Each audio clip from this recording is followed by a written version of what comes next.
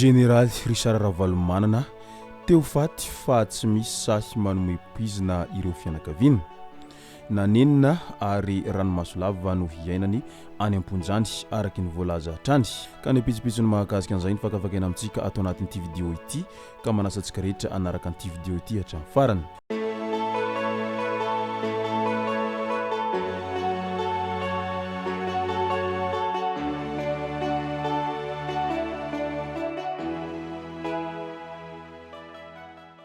Ny tonga tsy miarahaba hono namantesitra ka dia faly miarahaba isika rehetra mpanaraka tsy tapaka an'ity chaîne ity tenako amin'ity androandroany ity araky n'izay efa natsipiko zay dia ny mahakasika an'izay raha Jeneraly Ravalomanana izay no tena iomparantsika atao anatin'ity vidéo ity.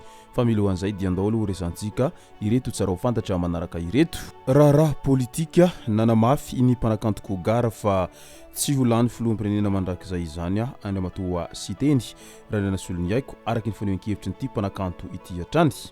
Koto zafy ihany no Chaine lisany mihitsy ilay ny fanompanompa sirsaine imasom-bahoaka olona tokony hogadraina ny anao ty araky ny voalazany hatrany. Ny zavatra hitanay dia tsy ho lany filoham-pirenena mandrakizay izany ianao ho hiatrany kogara izay mpihira raha naneho ny heviny manoloana ny fifandraisan'ny tanana ministra taloha sady solombavambahoaka Timka Roberto izay niparitaka antambazotra Facebook ary niteraka resabe tato ato zay.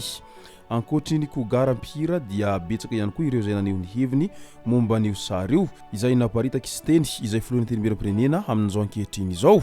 Maro ireo nilaza ho diso fanantenana raha vantany vao nahita an'izay sary niparitaka izay. Eny io zany resaka politika matetika ny hevitra foana no miady fa tsy ny olombelona. Tahaka ny fanaovana politika izay efa nisy hatramin'izay miady androany nefa lasa mpinamana ihany raha pitso na afaka pitson'izay. Tahaka n'ireo filoha teo aloha toa Andry Ravalomanana ary Herajoran'ny mampianina sy ny maro hafa izay niady ihany rehefa aveo dia lasa mpinamana ihany rehefa samy tsy nahazo seza na ihany koa lasa mpinamana ihany rehefa samy mahazo seza. Ka mety ho anton'izay no nahatonga an'izay fihavanana sy fifandraisan-tanana izay nisy teo amin'ny andriamatoa Chaine izay. Nosy sakatia no fanany Jeneraly ilay fifanarahana manandevo vahoaka ary miverina amin'ny fanjakana malagasy ny tany. Namoaka taratasy fanamarinana ny fanafoanana ny fifanarahana izay fanofana maharitra tany izay ny fanaovan'ny fanjakana malagasy sy ny orinasa Greenland Mada izay mirefy 70 hara mihoatra eo amin'ny nosy sakatia nosy be ny ministry ny fanajarinan'ny tany sy ny raharahantany izay tariny andriamatoa Jeneraly Ratsy ivina ity réserve foncier du domaine public d'Ampasindava Sakati ity dia nomeny fitondran'ny andriamatoa Ratsy ho an'ny orinasa Green Madaland izay isan'ny mpiara-mombonantoka tamin'ny andriamatoa Ravalomanana ary saika hanorenana trano fandraisam-bahiny lehibe hiarahana amin'ny vahiny ka hanala ny malagasy maro tao amin'ny finanan'izy ireo. Tombotsoan'ny vahoaka malagasy sy ny fitiavan-tanindrazana anombobaiko ahy ka tokony hivonina izay manao zavatra mifanohitra amin'izany fa tsy andeferako ho hiatrany ny ambety tenin'ity ministra ity rehefa nandray fitenenana momba n'ireo tany izay bodon'ny vahiny sy misy makankeriny eny marina ny any Jeneraly izay satria maro loatra ireo zay tany izay bodon'ny vahiny ao Madagasikara ary tena efa tsy rariny ntsony izany satria lasa ny malagasy tompony tany indray no miafiafa amin'ny taniny fa ireo vahiny indray no lasa manjakazaka ao Madagasikara ka tena tsy rariny izany satria tsy mety izany hoe ianao tompony iray no maniry ny atiny tsy mba nisy an'izany hoe malagasy ny bodo tany andafy zany ka navelan'ireo fanjakana tany andafy tany halalaka amin'izay rehetra tiany atao amin'ny tanin'izy ireo zay fa ny ao Madagasikara ihany no misy an'izany hoe ny vahiny indray no mibody tanin'ny GASY ary ilay GASY tompony tany indray no lasa miafiafy eo anatrehan'izany rehetra izany ka ekeny fanjakana sy omeny fanjakana lalana ireo rehetra izay mifanaraka amin'izy ireo ao anatin'izay fibodonany tanin'ny malagasy zay ka tokony hovaina izay fomba fiasa izay fa tena manandevo voaka malagasy izany ka tsy mety.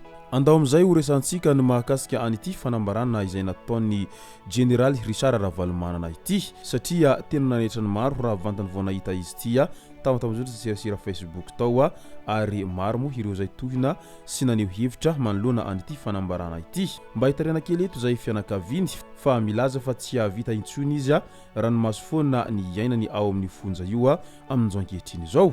Tena mijaly ho izy ireo raha azony natao ny namono tena dia namono tena izay efa nasainy namono azy ireo gadra izay niaraka taminy fa tsy nety nanao an'izany. efa nasainy nitondra poizina mba hoaniny koa izay fianakaviana fa izay moa jamais hanao an'izany satria havana foana iny na dia nanao ny tsy nety aza ho ireo fianakaviana. Rehefa nanatitra sakafo teny zay dia nilaza izy fa mety ho voan'ny AVC.